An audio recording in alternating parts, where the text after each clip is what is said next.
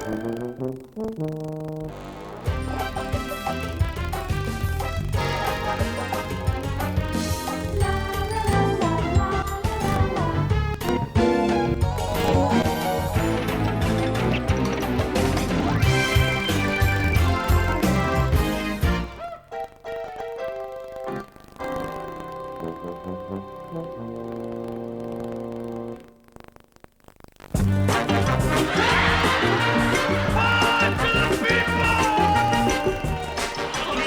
golden age of British situation comedy was in the 1970s. In those innocent days with only 3 TV channels and even fewer soaps, sitcoms were the highlight of an evening in front of the box. The 70s introduced new fashions and new phrases like women's lib, racial integration, the 3-day week, all of which opened up a world of exciting new possibilities for situation comedy. I think there was a feeling that in the 70s there was new ground to be broken. The whole, so-called sexual revolution was going on.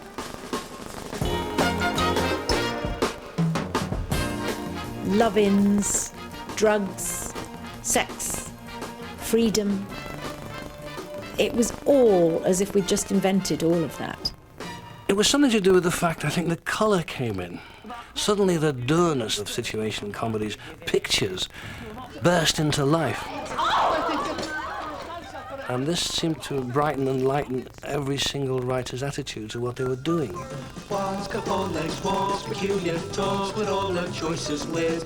The Live Birds was about 2 girls who share a flat together. And what was wonderful about it was that it became the sort of object of desire. All the people who I meet now say, I wanted to share a flat when I saw the Live Birds. It was the first time that 2 women had ever been in a series as the main characters. It had always been like My Wife Next Door, husband and wife teams. Skirts had gone up, boots had come up. To show one's body was starting, and these girls were truly beautiful. It was 2 modern girls. They were all out there, but they'd never actually come onto the screen before. Isn't it super? Well, you're not even looking, Beryl. Don't like the colour. Well, it's flesh colour. Danny bought it for me. It's supposed to look as if it isn't there. Wishful thinking. He's so generous, Beryl. I can have anything I want. You wear that night and you'll be getting something you don't want. At the time, what we were doing was considered outrageous. All we were doing was trying to grab a fella. It was very, very naive. So here we are then. Make yourself at home. Take your clothes off. Take your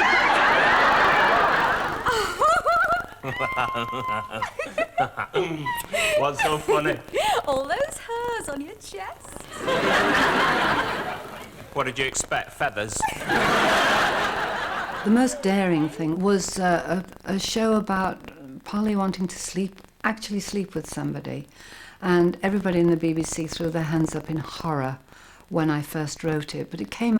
So it was extremely innocent. Sandra Beryl are totally traditional, really.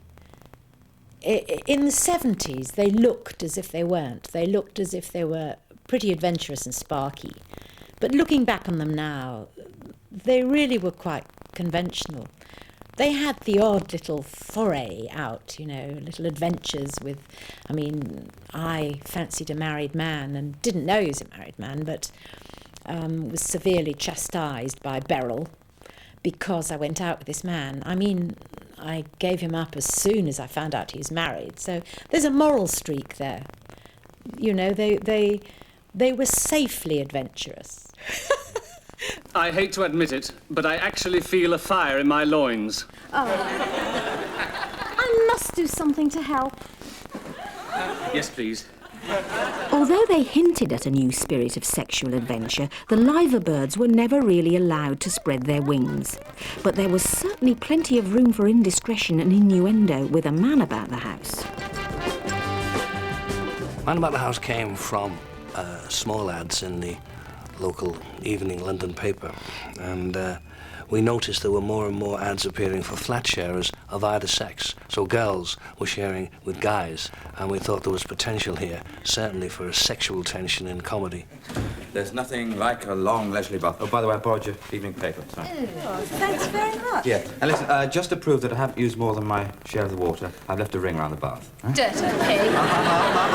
Clean pig. Listen, that's his second bath this week. I think he's in love. I think he is. With me. What? Well, he fancies me. Oh, you mean lust. It isn't lust. It's...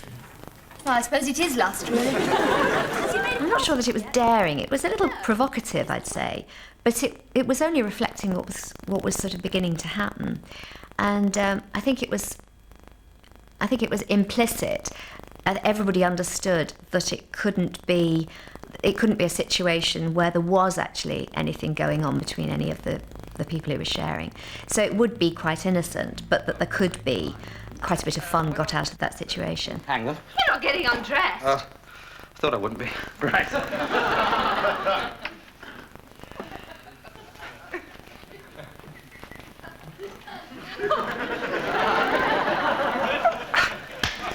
Right. Off you go. Well, I mean, come on, you two, you don't sleep with your clothes on. Well, you needn't think you're going to sit there while we show you everything we've got. What is the alternative? This. Chrissy, that's not going to cover very much. It'll cover your eyes. Oh, Chrissy, come on, that's a bit mean, isn't it? I think one of the reasons that it was popular was firstly because it was a little risque at the time, but also you were never quite sure whether Richard was going to get lucky. Mostly with Paula, he was after her more than me. He'd have the odd suggestive remark to me, but it was more to the character Chrissy, and you were never quite sure whether he was going to make it. He's going to get his wicked way. He's obsessed by sex. Have you seen what he's been reading? Oh, stop worrying. Yeah, but I'm going to be here all night alone with him, and he's out there measuring his virility.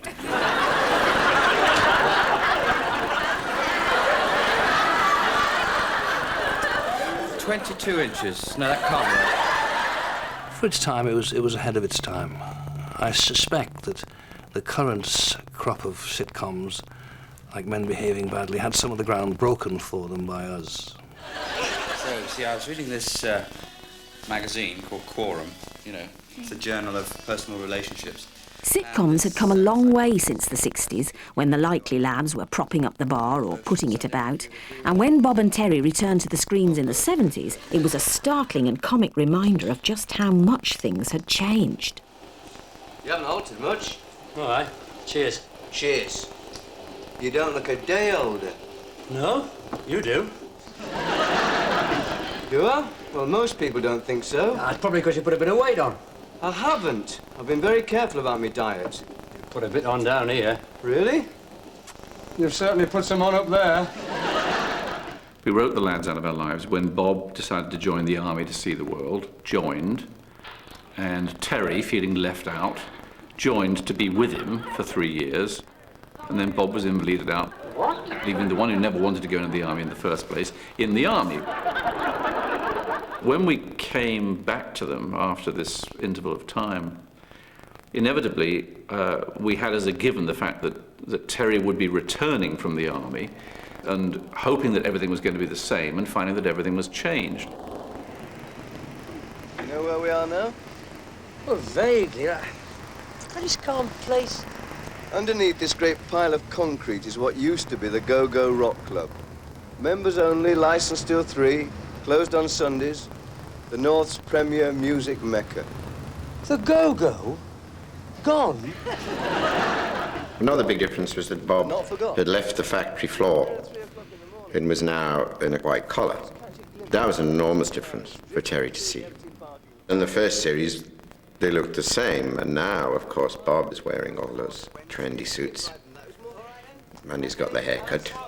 Terry's come back from the army, so of course he's got a short haircut, which again at least is an excuse. And it's Mr. Ma. He gets very bitter ones that basically he was away during a time of great freedom, sexual promiscuity, experimentation, and it's sort of bypassed him.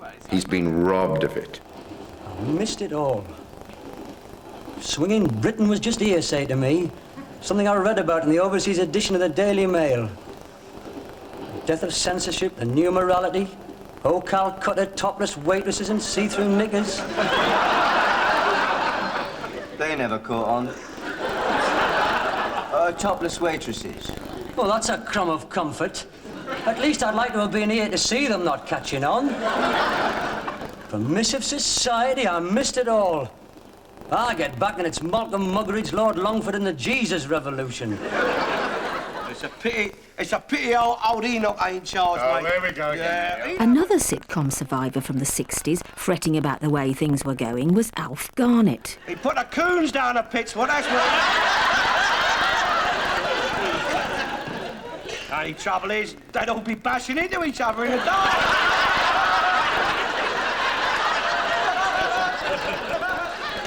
Unusually for a sitcom character, Alf seems even more shocking today than he was in his time, when his brand of extreme intolerance was all too visible, not only in the real world, but elsewhere in situation comedy. Love thy neighbour. In the 70s, there was a genuine fear of people worried about black families moving into the neighbourhood because it would devalue the houses. I mean, it was a real fear. It was in the press. And I was reading a paper one day, an article about this, and I suddenly thought, well, wait a minute. There's a funny idea, this. Hello, mate, Eddie Boone. Next door. Just not What about if we have this fella, this white man and his wife, and the house next door to them becomes vacant, and a family move in, and they're black, they're West Indian. Hey, mate, you got the wrong man. I'm just a furniture remover. Who is moving in here, then? Mr. Booth, I'm your new neighbour. Bloody Lord. One of the things that I remember seeing very early on is that as long as the character isn't an Uncle Tom, he gives as much as he gets. You know, so if in the episode that he calls me, not a hunky, you didn't call me a hunky. No, you call me a hunky. And if he called me Nig Nog, I call him a hunky. Right. If he raised his hand, I raise my hand.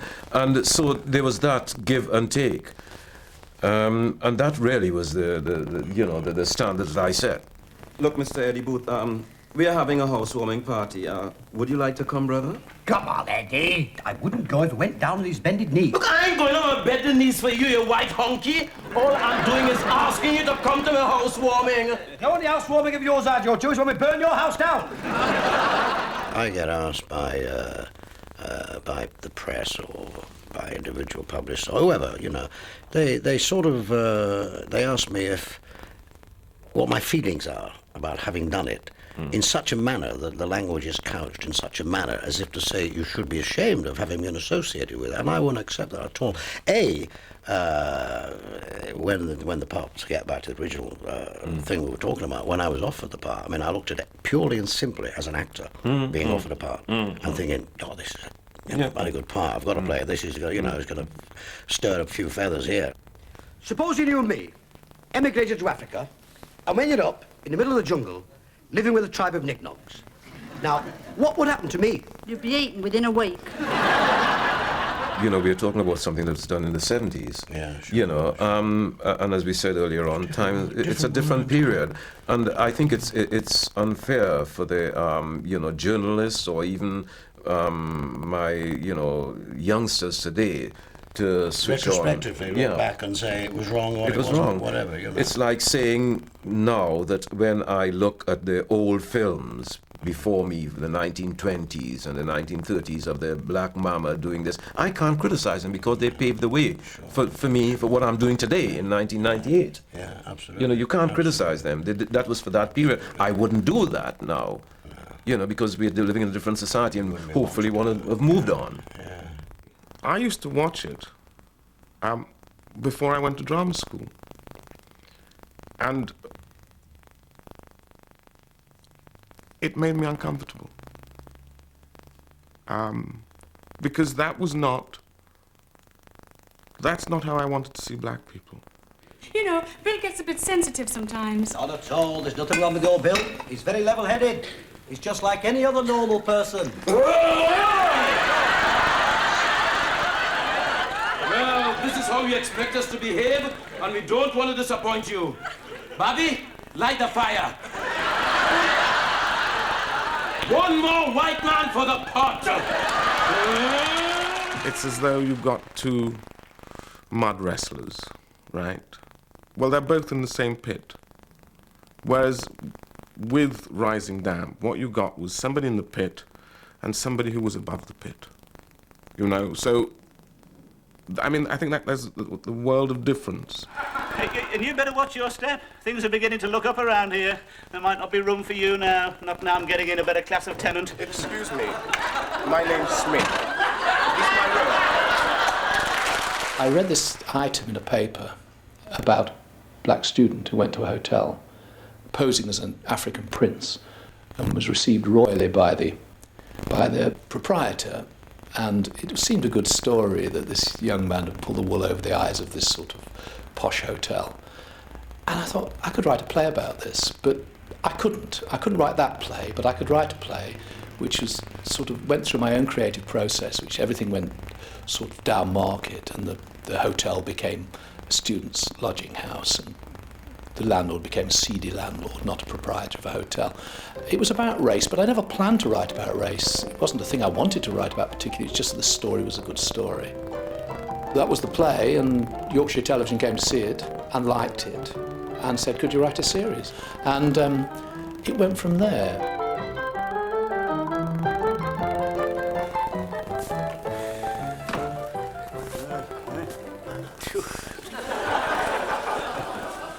Well, that's done it. Done what? Well, didn't you see him? She said it was aristocratic. Aristocratic. Probably never had a pair of shoes on till he came here. Don't tell me you're prejudiced, Rigsby. After all, we're all supposed to be brothers. He's not my brother. My brother lives in Accrington. Before Philip arrived in Rigsby's life, Rigsby was a man who had a total fantasy about foreigners, but especially black people. He thought that they were an inch up from the swamp. And along comes this black man who's a prince. Well, it must have confused everything he held to be sacred. Son of a chief, eh? It's not important. Oh, no, it's not important. You don't have to tell me that. Just your luck, isn't it? Suppose you come from an old family? Yes. Yes, born to it, yes. It was the same in wartime, you know. My old captain, he came from a good family. Not like these tuppenny-halfpenny gentlemen you get nowadays. He always carried a walking stick, smoked a pipe. I never saw him ruffled. Whenever Jerry had opened up, he'd just lean on his stick and say, where do you think that's coming from, Sergeant? Everyone would leap for cover, not the captain. What happened to him? He got blown up by a shell. I never thought that Rigsby was a racist or a bigot. To me, he was probably prejudiced, and it was in the early days of immigration, and he was suspicious of strangers, and he had built-in prejudices. But he was also curious and slightly jealous. I suppose, being the son of a chief, you can have your pick. What? You know, women. Oh, yes. Yeah. Is it true that your women are much more, you know? Oh, yes. Much more. Yes, I've heard that. Yeah. It's a medical fact. They get far more excited. Yeah. Ours are always getting headaches. Once he'd accepted Philip, his main concern then was that he shouldn't get a leg over with Miss Jones. Don't worry now then, Monolulu. What's your little game, eh? And that's where he tried to assert himself, but it always failed. And at the same time, he sought Philip's advice in his attempts to seduce Miss Jones. Well, what would he do in your country? We're a primitive people, Rigsby. I don't think we could teach you anything. I'm desperate. Time's running out. I'll try anything. In my country, if a man was in your position, he'd get the wood of the love tree. He would burn it outside the girl's hut, and when she smelled the smoke, she would appear at the door. He'd look deep into her eyes, and she would fall in love with him. Just like that? Just like that. Philip was confident enough to play with Rigsby's fantasies. Again, it's like fishing. You know, you think this about me. I'm going to take what you think and embellish it and draw you in. And then I'm going to embarrass you.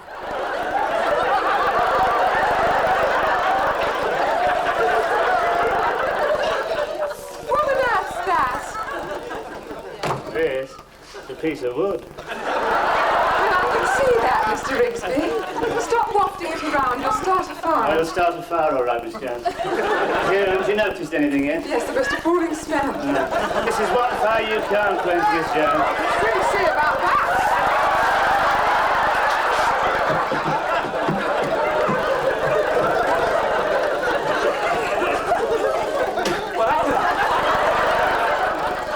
What happened? Nothing. Nothing happened. Len once said to me about Rigsby, I said to him, what's it, how do you feel, you know, when you're playing it? Is it hard? He said, no. He said, it's the easiest thing I've ever done. I said, what? He said, I know Rigsby very well. I know him very, very well. I grew up with people like Rigsby, you know? So, in a sense, he had an intrinsic understanding of Rigsby. Most of this furniture belonged to my father. He died on that settee.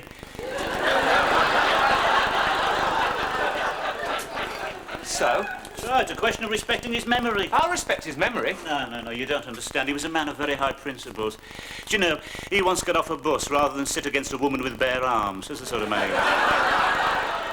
I think that English comedy on television certainly is when it works, it's all about class. It's all about class that you aspire to but don't have.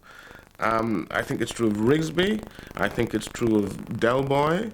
I think it's true of Basil Fawlty, especially Basil Fawlty. Here you have it. There's this man who runs a hotel in Torquay, and he hates it.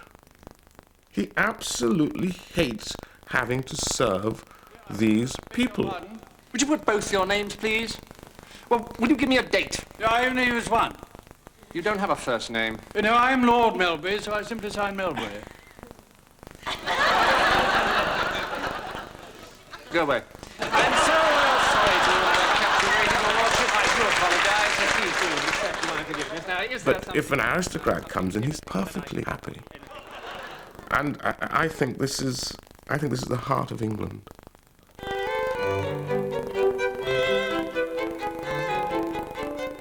We were filming in Torquay with the Pythons, and we stayed in this hotel called Glen Eagles. And the guy who ran it was the rudest man I've ever met at any point in my life. And after a few days, a very few days, 3 or 4, the other Pythons upped and offed and went to stay in another hotel where it was fine. And Connie'd come out to do some filming. So she and I, for some reason, stayed on in the hotel. It was partly laziness, but I have an odd feeling there was something going on at the back of my mind. Manuel, there is too much butter on those trays. There is too much butter on those trays. No, senor. What? Not on those trays. No, sir. Uno, dos, tres. Round about the time we started writing 40 Towers, I'd noticed that if you went into most London restaurants at that time, 70s, you were very, very lucky if you got what you'd ordered, because almost none of the waiters could either understand or speak English. Now, this was not their fault. This is very important. It was the fault of the owners who were saving money. Oh, I don't know why you wanted to hire him, Basil. Because he's cheap and keen to learn, dear. So that meant that you were constantly struggling with trying to get what you wanted on the menu, and pointing at it was never enough. So I deliberately made Manuel Spanish because most of them seemed to me to be from Spain. And he's always trying to be helpful. Mr. Fawlty!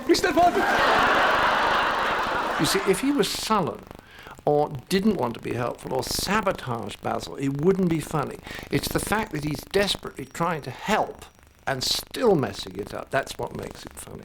Look, shut up. Eh? Shut up. Oh, si, shut up. Yes, I understand. Well, Yes. will you please shut up? Si, I shut up. Now, while we're away... Shut up. Shut up! Eh? Now, while we're away, gone, clean the window. Oh, look, cuando nosotros somos away. What's away in Spanish? Huh? You know, away. Away! What's this? No, not... We're away. Clean the windows. Green. No, look. Clean the windows. Clean the windows.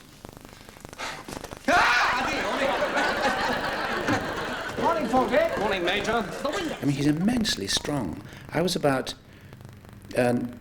perhaps a couple of pounds lighter than I am now, which is 10 stone 3, something like 10 stone 2. But he lifted me up with wonderful ease, because he's got muscles. You never realise that.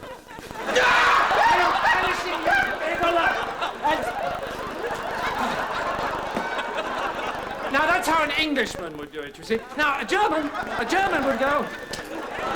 No, that's enough for tonight. All right, we'll go on with your training in the morning. He was less than gentle at times. I said to him once, I said, John, I've got him a quiet moment. I said, do you actually have to hit me quite so hard? I mean, you're lovely and gentle in rehearsal, and even during the dress rehearsal, but, you know, with that audience and the cameras and the excitement of it, I can just cool it a bit, because it's awful. Get a clean one. It's clean now. It's dirty now. He said to me, what are you complaining about, Andrew? This is not a long run in the West End. This is once. Now pull yourself together. So I complained, but he forgave me. Wonderful. This Basil's wife. This Basil. This smack on head. I think there's two factors at work in a lot of this kind of comedy. One is recognition. It is exaggerated, the behavior, but there's also a genuine truth to it, and people recognize it. They may have recognized it a bit in themselves. More often they recognize it in other people. But there's something else to it, which is that if you can operate in areas where the audience is not entirely comfortable, where they're just a tiny bit edgy, there is always more laughter. But what are you doing? What are you doing? I told her the 6th week you get 20 years for this. What? The kippers, oh my God. Mr. Faulty, he's been dead for hours. Mr. Faulty, he's cold. He's been dead for hours. He must have died in his sleep. Mr. Faulty. What? He hasn't touched those kippers. Well, look. Feel him. What? Feel him. He's stone cold. Yes. Oh, joy! Oh, thank you! Oh, isn't it wonderful? I'm so happy! Hooray! A very great friend of mine called Andrew Lehman was a restaurateur at the Savoy, and I said, Andrew, what was the main problem that you had at the Savoy? Simple question I was asked, and he said, getting rid of the stiffs. I couldn't believe it, because he didn't bat an eyelid. And he started explaining to me how a lot of elderly folk used to check into the Savoy and kind of take a few pills because they knew that it would be beautifully handled. They could rely on the Savoy to do it beautifully. And so there were a lot of occasions, it was by no means rare for people to go in stiff, all right, how do we get it, him, her, into the service lift without any of the other guests being scared. So, regular problem. And that's incidentally why the stiff is called Mr. Lehman in the episode. Oh, it's all right, leave it. No, leave it, it's heavy. Oh, no, it's quite all right. Put them like No, don't bother, we can manage. Oh, it's no bother. No, leave it alone. I know. If I just fold them like this... Yes, go away. Move, Marilyn. Move. I'll do it, Miss Tibbs. No, it's all right. Ah! He's dead! Oh, my God. It's all right, Miss Tibbs. Shut up. Oh, my God. Slap her. Once she's hysterical, slap her. Murder! Slap her. Oh, spiffing. Absolutely spiffing. Well done. 2 dead, 25 to go. People are nice enough to say Fawlty Towers is timeless, but it will date. It's just a question of when. And you see, I grew up in a place that was like a small version of Torquay. I grew up in Weston-super-Mare, and I knew that slightly sleepy, rather polite, slightly respectable seaside atmosphere. And I think in a funny kind of way, there's probably quite a lot in Fawlty Towers that was 50s and 60s too. I think it's the fact that it's funny that still makes people, still makes people laugh, that they haven't noticed it's dated, but eventually it will.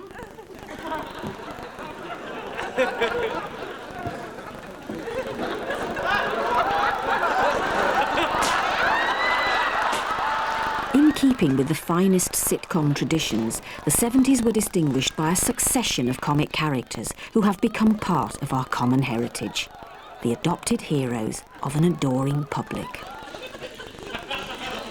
Is that the only hat you've got, Gunner? Yes, Sergeant Major. It's MO's orders. It protects my head from the sun. I've got very thin skull bones. Well, you know why that is, don't you? No. You've got such a huge brain. It's rubbing on the inside and wearing your head out. You know who made our raspberry blancmange last week? Riggs, and he's in here for poisoning. Is he really? Yeah. He's a cause célèbre up in his hometown, Newcastle under Lyme. Yeah. Come to think of it, most of his relatives are under Lyme now. As you can see, it's got the lovely high collar, very haute couture, deep pockets, a nice full back, note the swell. And of course, with the high heels, you get that lovely bounce. I think John Inman was considered extremely popular in the show, and from here to America, because he's so patently charming, amusing, and sort of got a little wicked glint in his eye, and he also has the most extraordinary walk, which one never realised until the first time that he ever walked across the floor. I worked for a shop in Regent Street, Austin Reed's, and I was a window dresser there. I loved it, actually. Mr. Humphreys, are you free? Yes, at the moment. Ask Mr. Granger if he's free to step this way. Excuse me. Mr. Humphrey's walk, I did actually nick it from somebody at Austin Reed's. This person was a little bit limp-wristed. Are you free, Mr. Granger? And one day, I did this at rehearsals, really to make the cast laugh, for no other reason at all. Well, I made a rod for my own back, you know, because if I didn't walk in a show then, I used to get letters. So whenever we could, we would try to put in the length of the department for a really good walk. A good mince, as they say. Everybody asks about Mr. Humphreys, and, you know, nobody knows, not even me.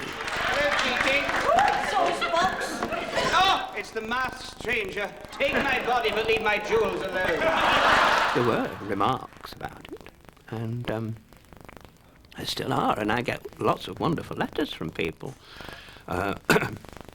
Gay young guys saying, thank you.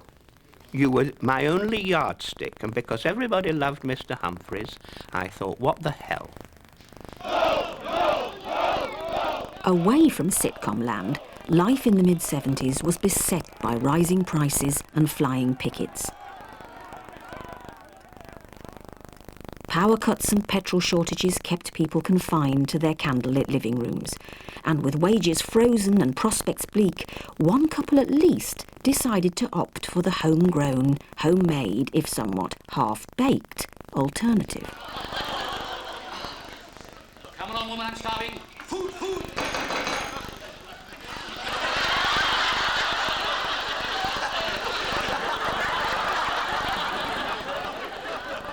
The Good Life started by being something for Richard Bryars. Red? What are you having? John and I met Richard and we talked. We didn't have an idea at that point, and all that emerged from this meeting was that Richard's 40th birthday was coming up, and my 40th birthday was coming up. And John and I started from the premise of what happens at one of those milestone birthdays, you know, the 40 and the 60 and all the rest of it. What happens to a man who is deeply dissatisfied with his working life? How does he break out? Mozart and Mendelssohn were dead by 40. Why aren't you? How thoughtful. At that stage, there was a lot of stuff in the papers about self-sufficiency, about people giving it a go. Grow your own stuff and organic vegetables and how nice it would all be. It's sort of a dream, really, I think. I read the first episode of The Good Life, and I thought, well, it's very middle class. So am I. But I thought, well, what is its appeal? Will it appeal to a greater number of people? I mean, the country, Scotland, Wales, Ireland, all that stuff. And I thought it would be a middle-of-the-road, middle-class success. Very ordinary, very nice, very pleasant, very charming. Of course, the moment I gave up my job as Tom Good and got a spade, picked up a spade and dug the ground, I became classless. And that's the reason, I think, why the people took to the goods, because they were anybody and everybody at the same time, trying to have a go. In Surbiton? You sure you won't have that brandy? You're mad, you realise that, don't you? Tom, the man said the goat will be here by noon. Lovely. A goat? This is sheer folly. It just won't work. You're totally insane. Jerry, we've never been saner in all our lives. Now, if you'll excuse me, I've got 300 weight of spuds to put in.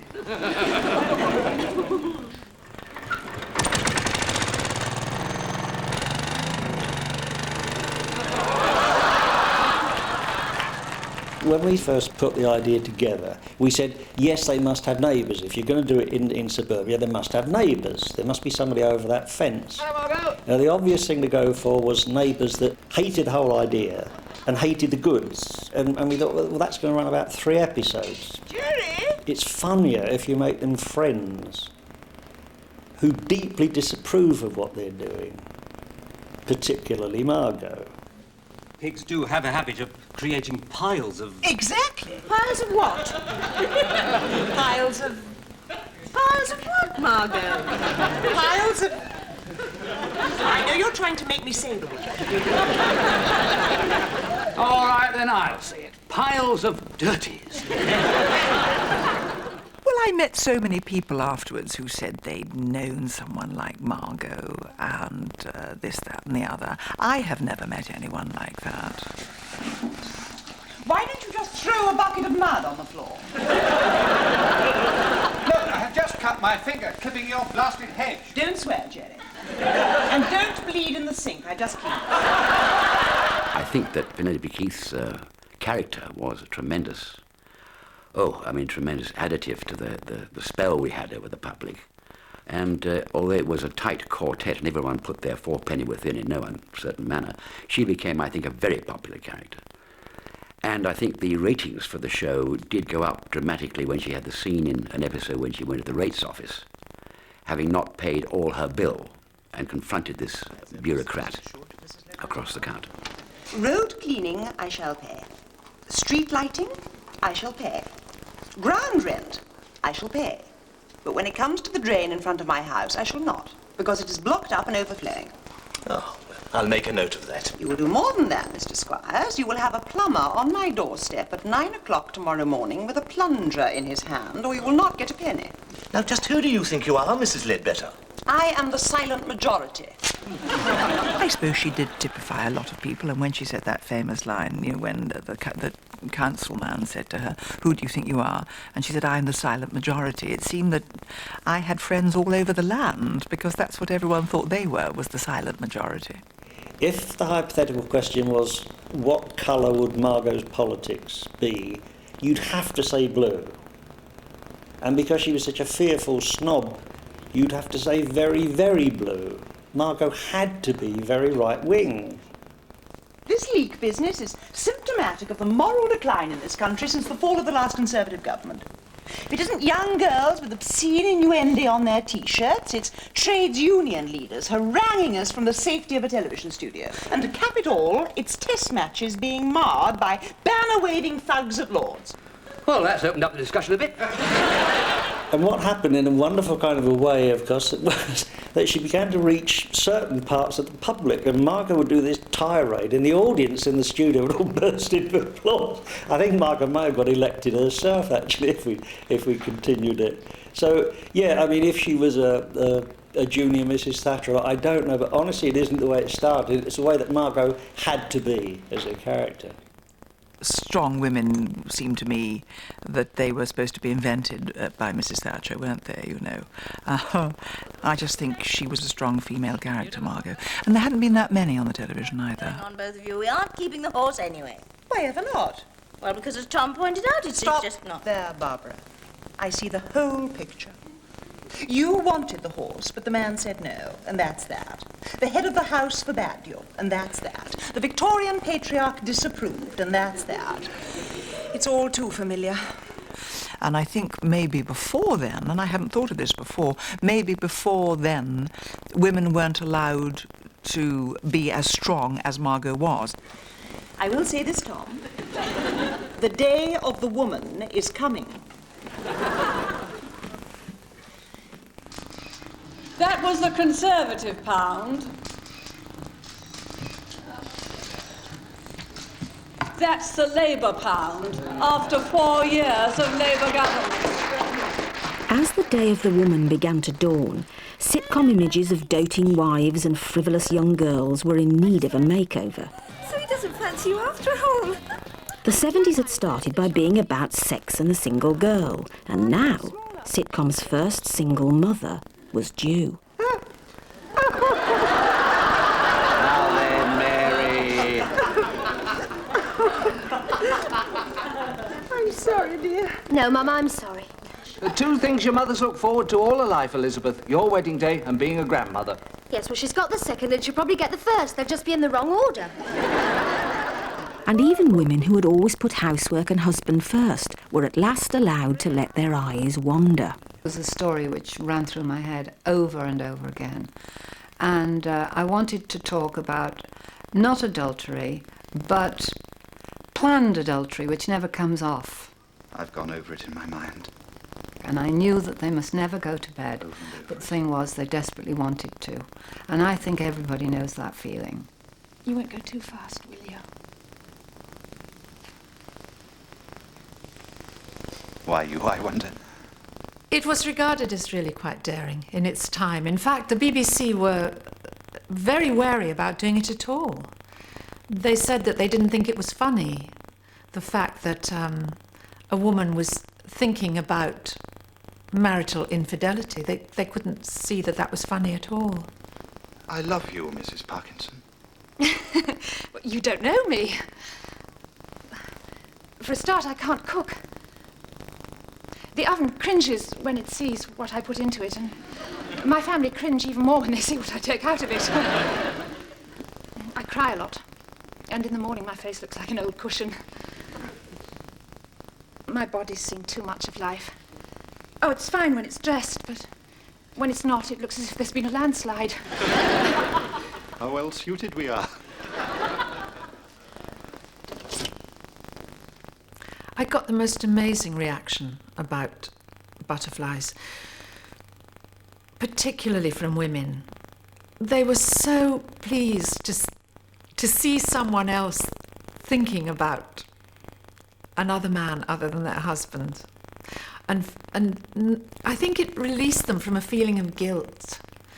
The fact that Ria couldn't cook well, that she wasn't happy with housework, that she felt trapped in her own home.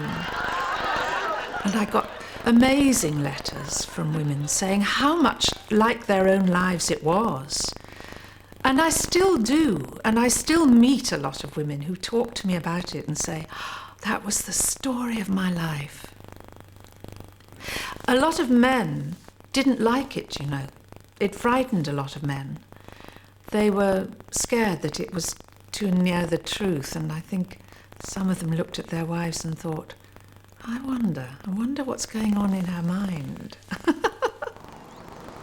Oh, Ben, I wish you didn't look at me in that strange, frightened way. I've always loved you. But I can't explain why I still want to see him coming through those trees. By addressing a real and very sensitive subject, Butterflies stood apart from a sitcom world which, by the end of the 1970s, had begun to look rather tired. Tomfoolery had taken over. Go! But sitcom was about to be saved from complacency by a dramatic change in the political landscape, which helped create new comic figures and proved that there was, in every sense, an alternative. Poor old Terry and June get hung up on put on a pedestal as what was wrong with sitcom in the 70s. That was it. Moribund, irrelevant, idiotic, camping about. You turn on the TV and people would be, oh no, the boss is coming round, we've got to make dinner. And I'll have to fawn in front of him. And we're sitting there going, when this doesn't happen, what are you doing? You know, it's not like that. And it's not like love thy neighbour, and people don't think like that. Stop it. There was very little television for us There was nothing on. I remember one specifically. This is not bad-mouthing my mum and dad, but I remember going home to see my mum and dad and coming to a certain time in the evening. It was time for me to go out, and I went out every evening to the pub with my friends back in Worcestershire. And my mum and dad were sitting to watch the telly. And I said, I don't feel sorry for you just sitting there watching the telly every night. And my mum looked at me and she said, I do not feel sorry for you going out every night, having to go out every night. And I think that illustrates what was going on in those times. Fascist! The television was not for us. It was not for our generation. And so we made our own telly. If there's nothing there for you, make it yourself. What is that little white dot? It's a sign, that little white dot. It means something really heavy. It means there's no more telly. It's time to go to bed.